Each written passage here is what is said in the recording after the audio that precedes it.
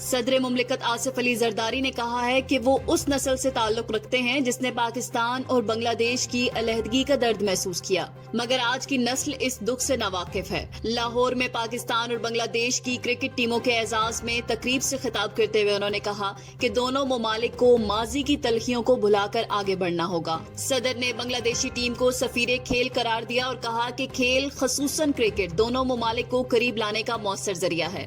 انہوں نے نوجوان نسل کو قریب لانے اور دو طرفہ تعاون بڑھانے پر زور دیا۔ آصف علی زرداری نے مسکرا کر کہا کہ سیاست ہمیں کرنے دیں، ہم جیلیں کاٹ سکتے ہیں، آپ میدان میں چمکیں۔ نائب وزیر اعظم و وزیر خارجہ اسحاق ڈار اور برطانیہ کے وزیر خارجہ ڈیوڈ لیمی کے درمیان ٹیلی فونک رابطہ ہوا۔ دفتر خارجہ کے ترجمان شفقت علی خان کے مطابق دونوں رہنماؤں نے اقوام متحدہ کی سلامتی کونسل سمیت کثیر الجہتی عالمی فورمز پر دو طرفہ تعاون کو مزید فروغ دینے پر تبادلہ خیال کیا۔ گفتگو کے دوران اسحاق ڈار اور ڈیوڈ لیمی نے عالمی سطح پر درپیش چیلنجز، سفارتی تعاون اور مشترکہ مفادات پر تبادلہ خیال کیا۔ دونوں وزرائے خارجہ نے باہمی روابط جاری رکھنے اور رواں ماہ نیو یارک میں اقوام متحدہ کے اعلیٰ سطح اجلاسوں کے دوران ملاقات پر بھی اتفاق کیا۔ دفتر خارجہ کا کہنا ہے کہ پاکستان اور برطانیہ کے درمیان سفارتی تعلقات کو مزید گہرا کرنے کی کوششیں جاری رہیں گی تاکہ عالمی سطح پر مشترکہ اہداف کے لیے مؤثر انداز میں کام کیا جا سکے۔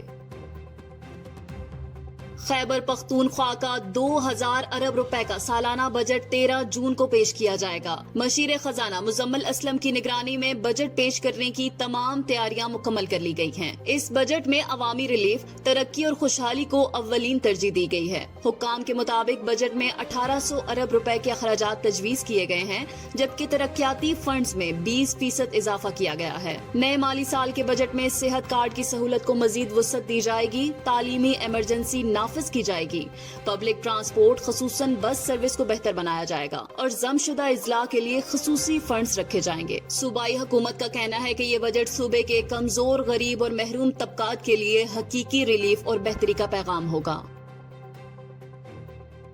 پاکستان میں پولیو وائرس کے خاتمے کے لیے ایک منفرد اور تخلیقی مہم کا آغاز کیا گیا ہے، جس میں جھولے، اونٹ کی سواری اور دیگر تفریحی سرگرمیوں کے ذریعے بچوں تک رسائی حاصل کی جا رہی ہے۔ یہ سرگرمیاں خاص طور پر ان علاقوں میں کی جا رہی ہیں جہاں پولیو کے حوالے سے خطرات زیادہ ہیں یا والدین قطرے پلانے سے گریز کرتے ہیں۔ انسداد پولیو پروگرام کے ترجمان ضیاء الرحمان کے مطابق بلوچستان کے 3 اضلاع کوئٹہ، چمن اور پشین میں ابتدائی طور پر 9 مراکز قائم کیے گئے ہیں۔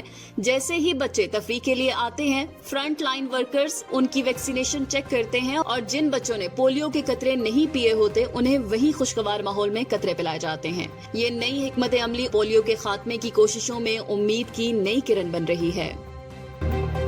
پاک بھارت کشیدگی کے پیش نظر چیئرمین پیپلز پارٹی بلاول بھٹو زرداری نے بین الاقوامی سفارتی محاذ پر سرگرم کردار ادا کرنا شروع کر دیا ہے۔ ذرائع کے مطابق بلاول بھٹو زرداری کی قیادت میں ایک پارلیمانی کمیٹی اس وقت نیو یارک میں موجود ہے جو آج سے امریکی حکام، کانگریس اراکین، تھنک ٹینکس اور میڈیا نمائندوں سے ملاقاتوں کا آغاز کرے گی۔ ان ملاقاتوں میں پاکستانی موقف، بھارت کے ڈس انفارمیشن آپریشنز اور سندھ طاس معاہدے کی معطلی جیسے حساس امور پر بریفنگ دی جائے گی۔ پارلیمانی کمیٹی اقوام متحدہ کے سیکریٹری جنرل، ٹرمپ انتظامیہ کے اعلیٰ حکام سمیت دیگر اہم شخصیات سے ملاقاتیں کرے گی اور خطے کی صورتحال پر پاکستان کا نقطہ نظر پیش کرے گی۔ کمیٹی میں مصدق ملک، خرم دستگیر، ہنا ربانی اور جلیل عباس جیلانی جیسے اہم رہنما شامل ہیں۔ بہاولپور میں مبارک پور اسٹیشن کے قریب کراچی سے راولپنڈی جانے والی پاکستان ایکسپریس کو حادثہ پیش آیا۔ ٹرین کی 2 بوگیاں پٹری سے اتر گئیں، جس کے باعث اپ اور ڈاؤن دونوں ریلوے لائنیں عارضی طور پر بند کر دی گئی ہیں۔ حادثہ صبح 6:05 پر پیش آیا جب ٹرین کی اے سی اسٹینڈرڈ کوچ جو پچھلی سمت سے چوتھی ہوگی مکمل طور پر پٹری سے اتر گئی، جبکہ اس کے ساتھ منسلک ڈائننگ کار بھی متاثر ہوئی۔